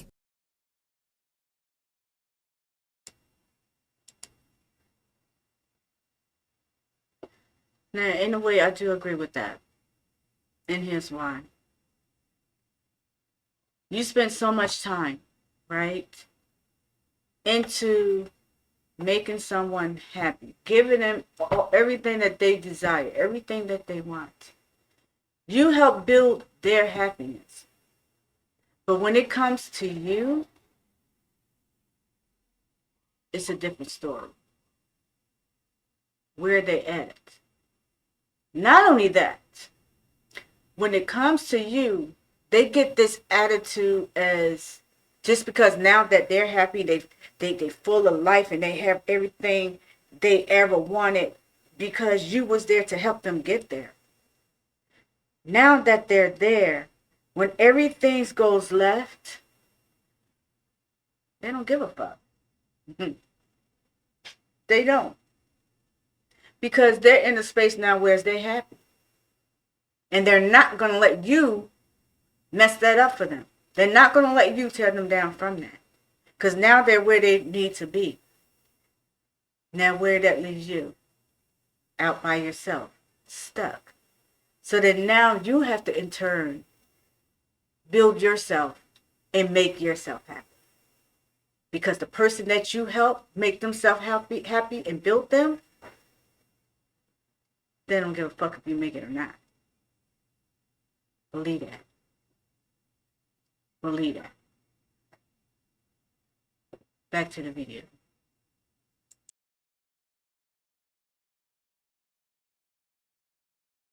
You know, just like he did. You got to do it on your own. You got to do it on your own. You got to do it on your own. And a lot of that's what this is about, and me detoxing from needing fulfillment and validation outside of myself. Detoxing from needing it from Will, my marriage, my family, a career. Like, I had to get to the bare bones of Jada and walk what I call the exiled lands. And those exiled lands are going into the crevices of, you know, those places within that were holding me back from myself. All the fears, all of the false information and false ideas of what life is and what a marriage is supposed to be, and, you know, who I was supposed to be, what a wife is, like all of it. Perfectionism. And then I just went off to be completely imperfect and took joy in that. Because being in Hollywood, I mean, this is a place that values the appearance of perfectionism. Like everything looks perfect on the surface. Yeah. And I think it's not a healthy idea. It's just not healthy. And it's not true. And nobody can live up to that, you know, which is why I've been dismantling that need to be perfect for myself. And that's been a painful ride, but. Leading up to your 40th birthday, which is also where the book starts, I read the first pages of the prologue and I couldn't quite believe what I was reading. Because the place you're at in your life, this chronic state of discontent that you describe, I remember when I got to the chapter 17 in the book, which is No Soccer Mum Here, that was the first time I had to stop reading because it was a lot for me to take. Hearing that that's what was going on in your head and your mind, that's the way you viewed life. You didn't see any path forward for you. You're 39 years old. Apparently, you know, on the surface, it seems like you've got everything that anyone would dream of having. But internally, there's this chronic state of discontent. Yeah.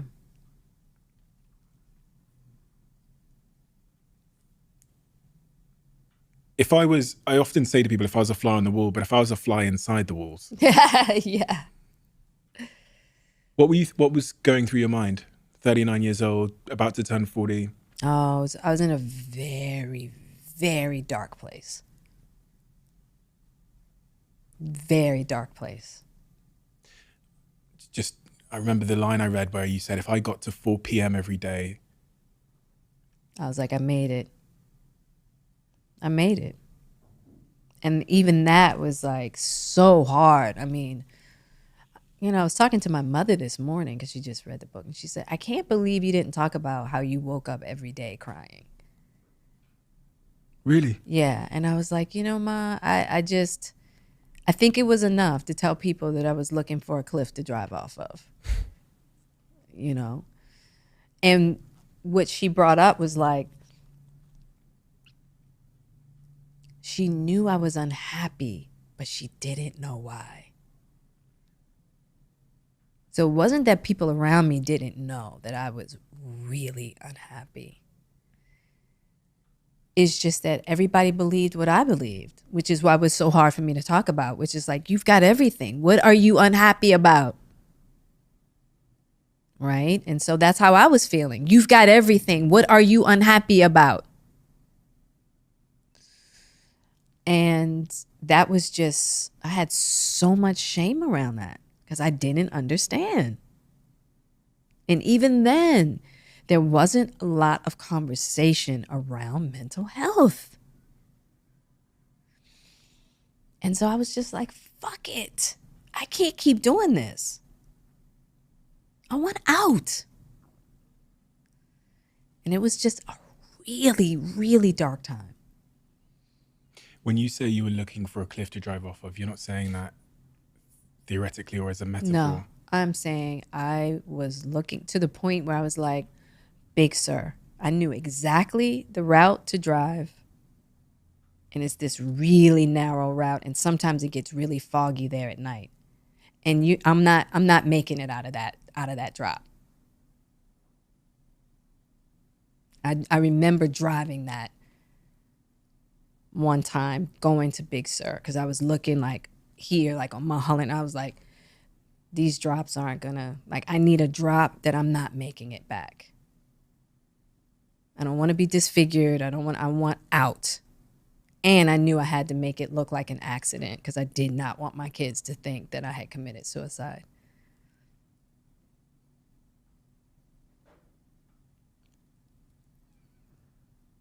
No, I was in a lot of pain. I was in a really, really dark place. And when you're in that place, you just can't see your way out. And you really think, I really thought something was really wrong with me because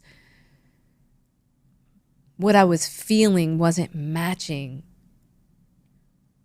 the exterior of my life. So I really did feel like I was just born broken. And I was just wired in a way that just... What was the truth? If that's how you felt, what was, in hindsight now, what do you know to be the truth of that emotion and that state of your life, 39, 40 years old? What was actually going on? That I really feel like that sometimes when we get into these states of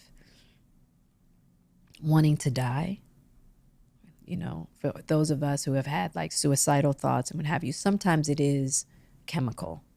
That's a different thing. I think mine was more psychological. Something is asking to die, but not you. And it's a different way of looking at things, right? And so, and it is an extreme shift in which I had to get out of my cycle of self-hatred.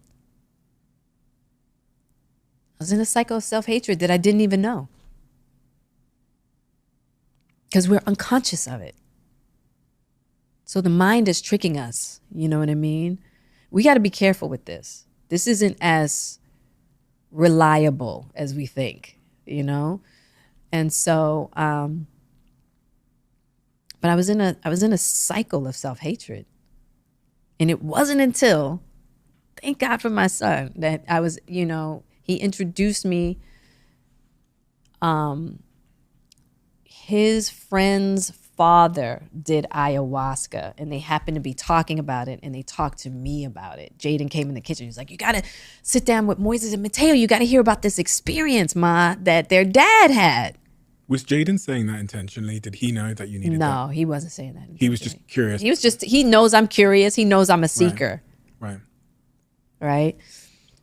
That was divine. And so I went and talked to them, and I was like, hey, is your dad in town? And then their dad came, and I talked to him, and I was like, I need that. And then the universe opened up a door for me to have my own ceremony.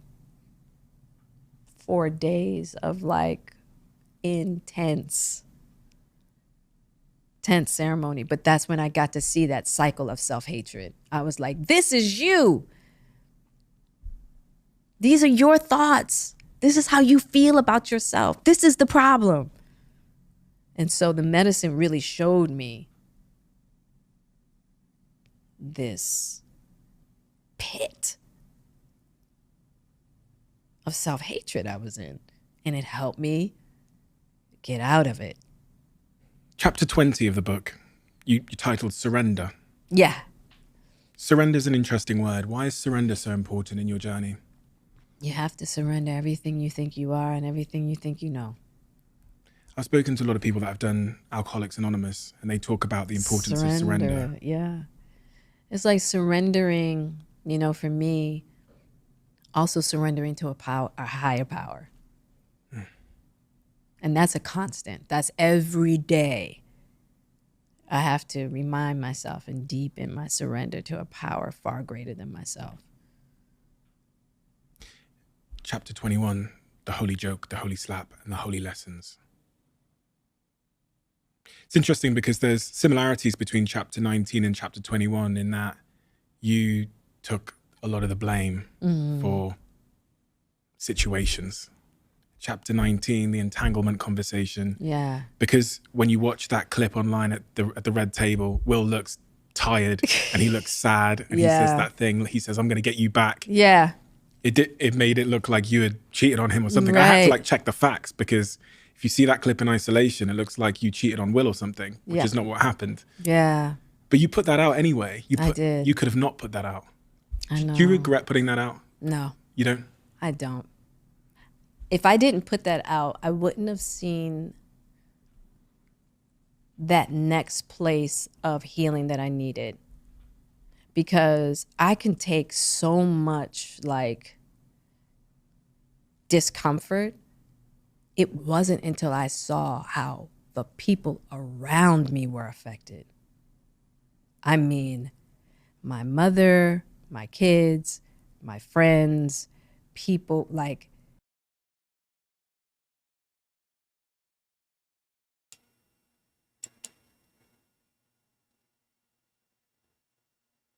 What the fuck? That make no sense. You regret putting that story out just that so you could see how it would affect the people around you. To me, that's being selfish. Why would you put people in that predicament? Why would you want people to feel that pain? That makes no sense to me, Jada.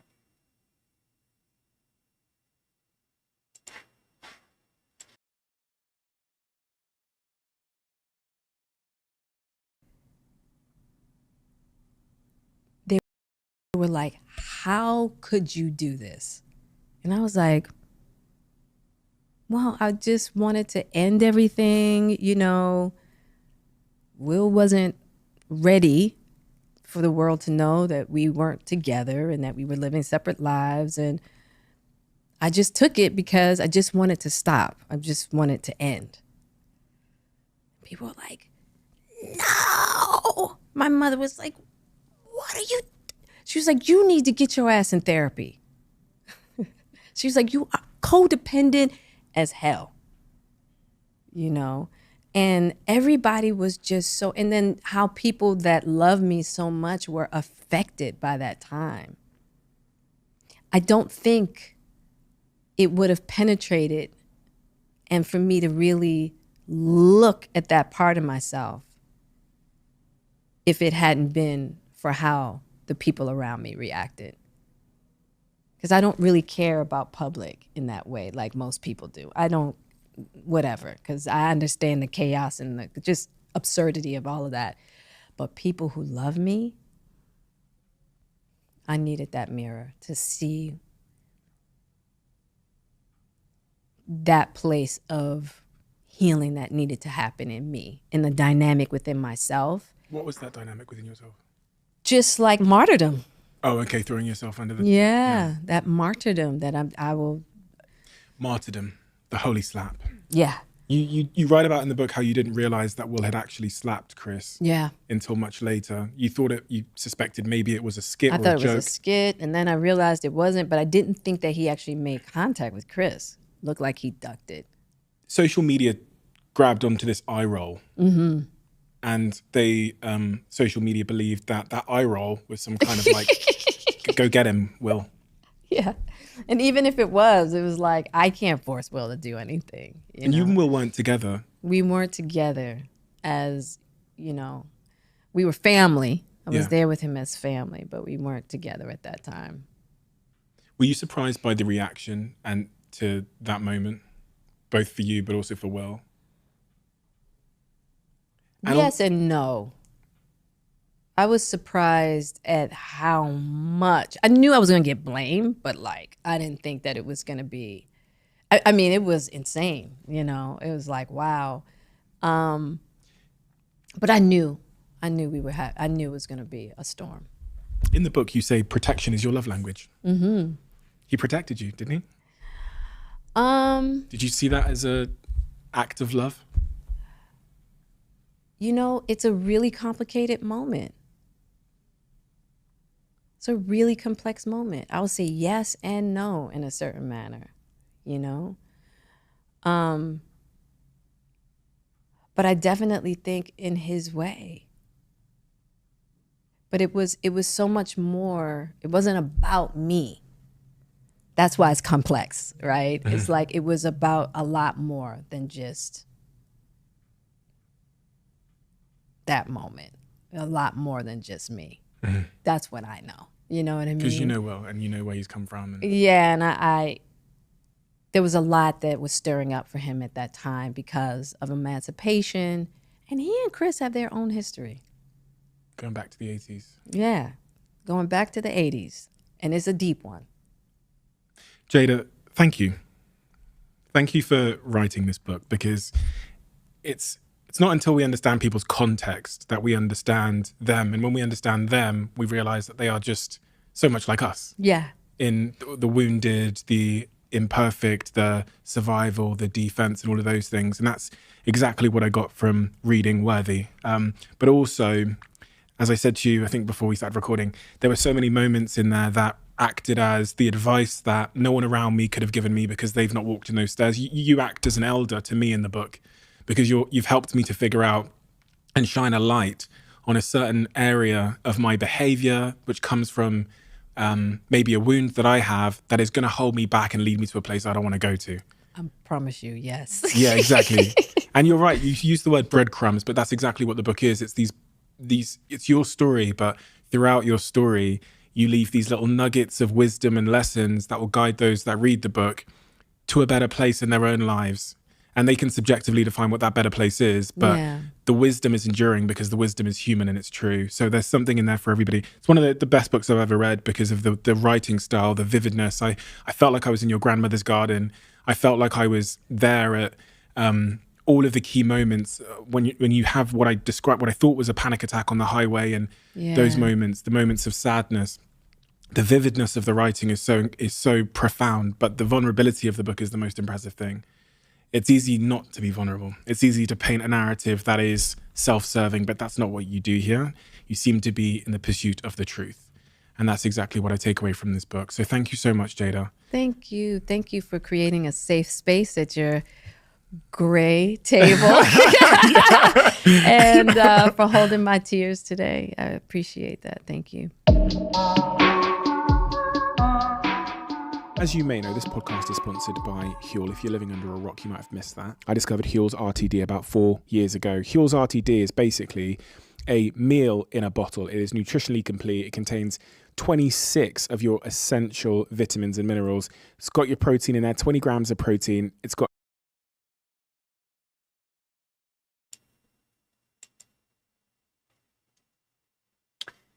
Okay, normally I would play that out so he can get his little promo going on, because, you know, I'm into health and wellness too, so of course I would listen to it, but right about now, I'm fucking triggered, I ain't gonna lie. Now, Jada, you're not telling the full truth, Jada. Some of your stuff don't make sense, it just doesn't connect to me, Jada. But let me say this. Like I said earlier, I like Jada. I do. But I'm also going to call out some shit when I see some shit. Right? So here's what I want to say in regards to that. The people have to stop, or should stop, treating these celebrities as if they're no different than, as they're no different than, as they're different than us, I will say. Not no different, as they are different than us. Because they are no different than us. The only difference it is money. Celebs lie, cheat, steal, get high on some fuck shit, backstabbers, all kinds of stuff, just like a regular person in the street. But just because they're celebrities, they have money, it makes it okay for them. But they're crucified someone like me and you because we're not in the same bracket.